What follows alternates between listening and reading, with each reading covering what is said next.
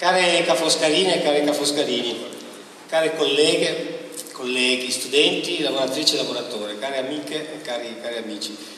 vi saluto ed è un piacere e vi ringrazio davvero per essere qui presenti o presenti in streaming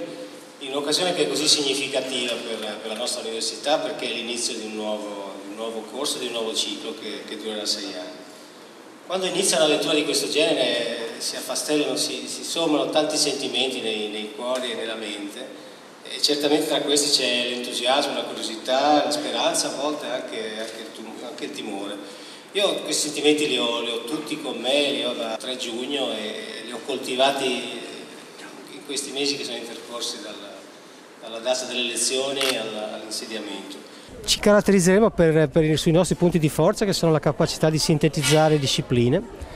e con questo io credo riusciremo a porci al fronte di queste spinte innovative che ci vengono anche dall'Europa, a trovare nuovi ruoli per l'intreccio di scienze digitali, di tecnologie, di scienze umane, sociali ed economiche, e parleremo un linguaggio diverso all'interno della comunità,